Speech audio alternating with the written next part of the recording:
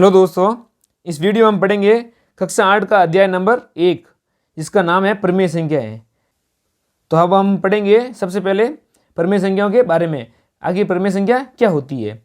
परिमेय संख्या होने के लिए हमें 3 कंडीशन आवश्यक होती है। सबसे पहली कंडीशन क्या होती है, जिस संख्या को P/Q के रूप में लिखा जा सके। जो संख्या होगी परिमेय संख्या उसे P/Q के रूप में लिखा होना चाहिए तथा P और Q पूर्णांक होने चाहिए। P और जो Q का मान होगा वो पूर्णांक होना चाहिए एवं Q का मान जो होगा वह शून्य के बराबर नहीं होना चाहिए। Q का मान है ना जो ये बट्टे में है उसका मान 0 नहीं होना चाहिए, क्योंकि अगर कोई संख्या मान लो 2/0 है तो यह गणित में परिभाषित नहीं है। इसे हम अनंत कहते हैं या अपरिभाषित कहते हैं। इसे हम अपरिभाषित कहते हैं। बट्टे में 0 नहीं होना चाहिए तो Q का मान 0 नहीं होना चाहिए। तीनों कंडीशन हो गई। सबसे पहली कंडीशन क्या थी हमारी, जिस संख्या को P/Q के रूप में लिखा जा सके, और दूसरी है P और Q दोनों जो संख्या होगी वो पूर्णांक संख्या होनी चाहिए और Q का मान 0 नहीं होना चाहिए, तभी वो परिमेय संख्या कहलाएगी। तो देखो पहला उदाहरण कौन सा है, एक पहला उदाहरण ले लेते हैं। कोई ये 7/9 लिखा हुआ है, ये एक परिमेय संख्या है या नहीं है। देखो 7/9 ये P/Q के रूप में लिखा हुआ है, P और बटे Q के रूप में। पहली कंडीशन तो हमारी सही है। दूसरा ये एक पूर्णांक है, P का मान भी और Q का मान भी पूर्णांक है। देखो हमारे यहाँ Q बराबर 0 भी नहीं है, क्योंकि Q का मान कितना है 9 है और Q 0 है नहीं, तो Q क्या कितना हमारा 9 है। तो तीनों कंडीशन सही है, तो ये एक परिमेय संख्या है, ये भी एक परिमेय संख्या है, ये भी एक परिमेय संख्या है। अब देखो यहाँ पे हमें 3 लिखा हुआ है, यहाँ हमारे 3 लिखा हुआ है, तो 3 एक परिमेय संख्या है या नहीं है। मैं 3 को 3/1 लिखूंगा तब भी 3 ही आएगा। तो देखो ये तो हो गए हमारे P/Q के रूप में हो गया, तो P का मान हमारे पास है 3 और Q का मान हमारे पास है 1। तो यहाँ पे ये देखो P एक पूर्णांक है और Q भी एक पूर्णांक है और P/Q के रूप में भी लिखा है। 2 कंडीशन तो पूरी हो गई। और तीसरी कंडीशन हमारी क्या है, Q का मान 0 के बराबर नहीं होना चाहिए। Q का मान में से भी 0 के बराबर नहीं है, क्योंकि Q का मान यहाँ हमारे पास 1 है, तो ये भी एक परिमेय संख्या है। और देखो आगे जो 22/7 है, 22/7 है, तो ये भी एक परिमेय संख्या है, क्योंकि देखो ये हो गया P का मान, ये हो गया Q का मान और P/Q के रूप में लिखा हुआ है और Q का मान भी 7 है, Q 0 भी नहीं है। देखो ये पाई का मान लगभग मान होता है, पाई का लगभग मान होता है 22/7, ये लगभग मान होता है।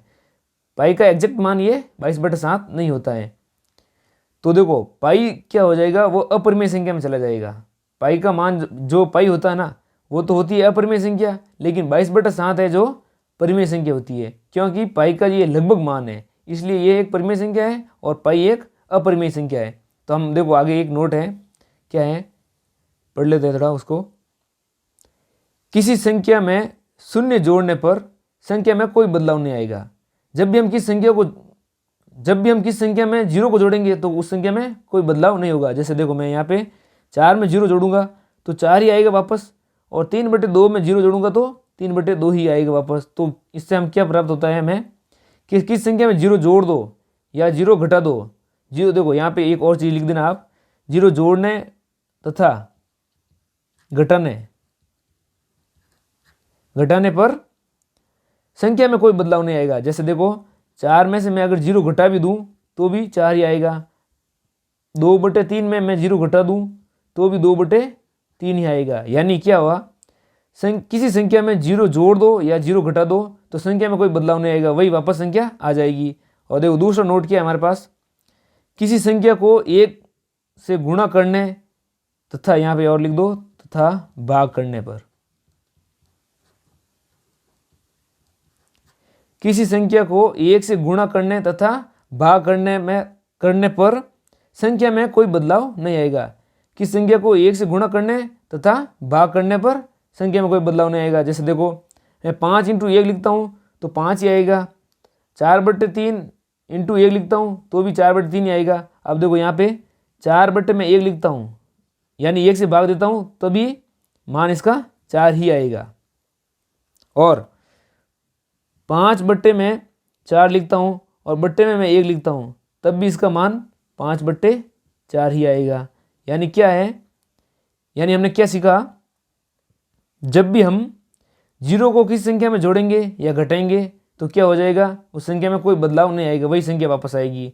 और यदि किसी संख्या में 1 से गुणा करेंगे या 1 से भाग देंगे तब भी संख्या में कोई बदलाव नहीं आएगा, वही संख्या वापस आएगी। तो अब हम आगे पढ़ेंगे इसके बारे में। हेलो दोस्तों, स्वागत है आपका इस वीडियो में। इस वीडियो में हम पढ़ेंगे कक्षा 8 की प्रश्नावली 1.1 के उदाहरण। तो सबसे पहले हमारे पास है पहला उदाहरण, ज्ञात कीजिए कि 3/7 प्लस -6/11 प्लस -8/21 प्लस 5/22। अब इसे हमें सॉल्व करना होगा। तो सॉल्व करने के लिए क्या करना होगा, हमें इन सब का एलसीएम लेना होगा, उसके बाद ये सॉल्व होगा। तो देखो सबसे पहले हम क्या करेंगे, जिन संख्याओं के हर एक ही संख्या से विभाजित होते हैं उनको साथ में लिख देंगे। जैसे कि देखो यहाँ पे 3/7 प्लस -8/21, इन दोनों में 7 का भाग जाता है तो मैं इन दोनों को साथ में लिख देता हूँ। देखो प्लस -6/11 प्लस 5/22, इन दोनों में 11 भाग जाता है, इसलिए मैंने इनको दोनों को साथ लिख दिया क्योंकि हमें एलसीएम लेने में आसानी रहेगी। तो देखो हम क्या करेंगे, इन दोनों का एलसीएम क्या हो जाएगा, हमारे पास 21 हो जाएगा। तो देखो 7 का भाग 21 में कितनी बार जाएगा, 3 बार, इंटू ऊपर वाली संख्या के साथ गुणा कर देना है। अगर बीच में प्लस का चिन्ह है तो प्लस लगा दो और माइनस का चिन्ह हो तो माइनस लगा देना है। अब 21 का भाग 21 में कितनी बार जाएगा, 1 बार, इंटू ऊपर वाली संख्या के साथ गुणा करवा दो, ये हो जाएगा हमारे साथ। बीच में प्लस है यहाँ पे तो प्लस लगा देते हैं। अब इन दोनों संख्याओं के एलसीएम क्या होंगे, 22 हो जाएगा, क्योंकि 22 ऐसी संख्या है जो दोनों संख्या में भाग जाएगा। तो देखो इनके एलसीएम हो गए हमारे पास 22। अब हमें क्या करना होगा, 11 का भाग 22 में देना होगा, तो कितनी बार जाएगा भाग, 2 बार, इंटू ऊपर वाली संख्या के साथ गुणा करना है। प्लस में 22 का भाग 22 में 1 बार जाएगा, इंटू ऊपर वाली संख्या के साथ गुणा कर दो, तो ये हो जाएगा हमारा आंसर। अब हमें क्या करना होगा इसके साथ, अब हमें आगे इसको गुणा करवाना होगा। तो 3 × 3 9 हो जाएगा। और देखो 1 × -8 होगा, बट्टे में 21 है तो 21 लिख दो, प्लस यहाँ पे 2 × -6 है तो -12 हो जाएगा, प्लस 5 है यहाँ पे, 1 × 5 5 ही होगा और बट्टे में हमारे पास 22 बचा हुआ है। अब हमें क्या करना होगा, अब देखो यहाँ पे हो जाएगा हमारे पास 1/21 प्लस यहाँ पे देखो -12 प्लस 5 कितने होंगे, माइनस की संख्या है बड़ी और प्लस की संख्या छोटी, तो इन दोनों को आपस में घटा देंगे पहले। तो घटाने के बाद जो संख्या आएगी उसकी संख्या के सामने माइनस का चिन्ह लगा देंगे। तो यहाँ पे क्या आएगा हमारे पास -7 बट्टे में 22 है। अब हम इन दोनों का एलसीएम ले लेंगे, जो नीचे संख्या हर है 21 और 22, इनका एलसीएम लेंगे तो ये दोनों संख्या आएगी आपस में 21 × 22, इन दोनों का एलसीएम ये हो जाएगा। अब हमें देखो 21 का भाग इस संख्या में देने पर 22 बार भाग जाएगा, इंटू ऊपर वाली संख्या, प्लस 22 का भाग इसमें देंगे इन पूरी संख्या में तो 22 कट जाएगा और आएगा 21 × -7। अब देखो आगे यहाँ पे वापस 22 × 1 22 हो जाएगा और 21 × -7 -147, और नीचे इस संख्या को गुणा करने पर हमारे पास 462 प्राप्त होगा। अब देखो आगे -125 हो जाएगा ये, क्योंकि 22 प्लस का है और माइनस का है 147, आपस में दोनों संख्या विपरीत चिन्ह है तो इनको घटाना पड़ेगा और जो बड़ी संख्या के सामने चिन्ह है वो चिन्ह लगाना है। पहले देखो बड़ी संख्या में से ये 147 में से 22 घटा देंगे तो हमारे पास आएगा 125, और बड़ी संख्या के सामने माइनस का चिन्ह है तो यहाँ पे भी हमने माइनस लगा दिया और बट्टे में हो गए हमारे पास 462। ये हमारा आंसर हो जाएगा पहले उदाहरण का। आगे हम करेंगे उदाहरण नंबर 2। तो देखो अब हम आगे करते हैं उदाहरण नंबर 2, जिसमें दिया हुआ है -4/5 इंटू 3/7 इंटू 15/16 इंटू -14/9। इससे पहले वाले उदाहरण में क्या दिया हुआ था, हमें बीच में प्लस दिया हुआ था, अब यहाँ पे इंटू दिया हुआ है तो जो कटेगा उससे पहले काट देंगे। तो देखो हम क्या करेंगे, सबसे पहले मैं इसको वापस लिख देता हूँ, 4/5 इंटू 3/7 इंटू 15/16 इंटू -14/9। तो अब देखो मैं इन दोनों को पहले गुणा करवा देता हूँ आपस में, तो ऊपर वाले के साथ ऊपर वाली संख्या गुणा हो जाएगी तो ये -4 × 3, और नीचे वाली संख्या से गुणा हो जाएगी 5 × 7।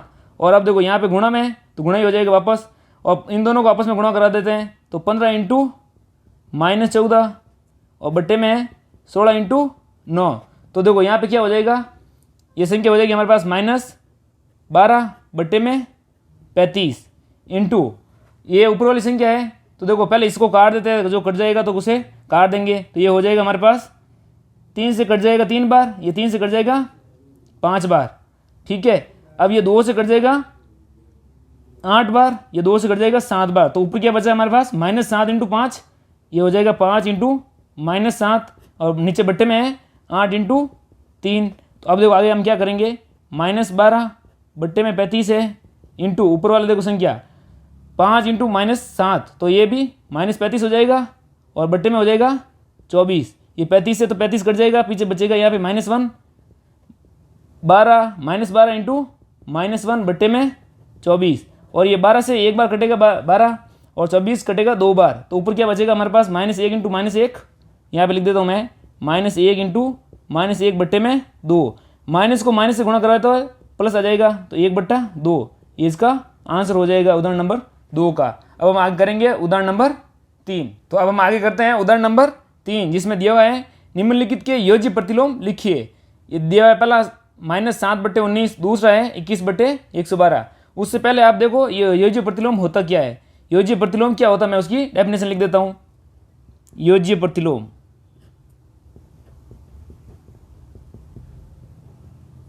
इसका अर्थ होता है जो ये संख्या दी हुई है, इस संख्या में ऐसी क्या संख्या जोड़े उससे कि ये 0 बन जाए। संख्या में जोड़ने पर शून्य प्राप्त हो। देखो अब हमें कुछ करना नहीं है। अब देखो इसके बाद हमें कुछ नहीं करना है। जो ये -7/19 दिया हुआ है इसका विपरीत चिन्ह ले लो। जैसे ये माइनस का 7/19 है तो प्लस का 7/19 ले लो। इससे हमारे पास क्या आंसर आ जाएगा, इन दोनों का आंसर 0 बन जाएगा। वो कैसे बनेगा कि देखो ये यहाँ पे एलसीएम, इन दोनों का एलसीएम क्या हो जाएगा, 19 और 19 का 19 ही होगा एलसीएम।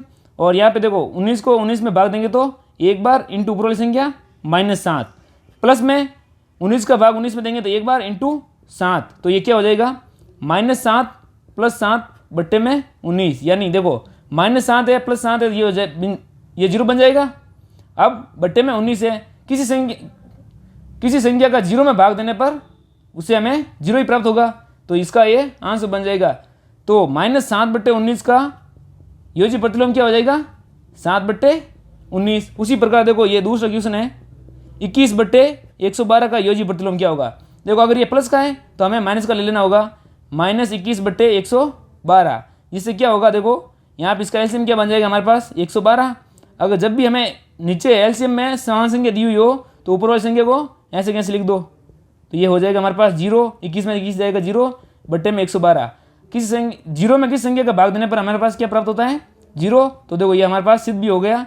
अतः 21/112 का योज्य प्रतिलोम क्या हो जाएगा -21/112। योज्य प्रतिलोम का मतलब यही होता है दोनों को जोड़ने पर हमें शून्य प्राप्त होना चाहिए। दोनों संख्याओं को जोड़ने पर हमें शून्य प्राप्त होना चाहिए। यहाँ पे मैं और लिख देता हूँ, दोनों संख्या को जोड़ने पर, दोनों संख्याओं को जोड़ने पर शून्य प्राप्त हो, शून्य प्राप्त हो, उसे हम योज्य प्रतिलोम कहेंगे। ठीक है, आगे हम करेंगे उदाहरण नंबर 4। तो अब हम आगे करते हैं उदाहरण नंबर 4, जिसमें दिया हुआ है सत्यापित कीजिए कि निम्न के लिए कोष्टक -x और x समान है।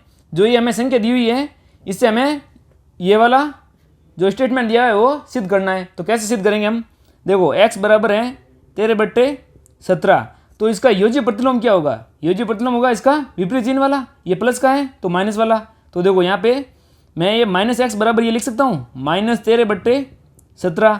तो ये यहाँ से ये हमें क्या प्राप्त होगा 13/17 - 13/17, तो ये 0 हो जाएगा, क्योंकि 13/17 का योज्य प्रतिलोम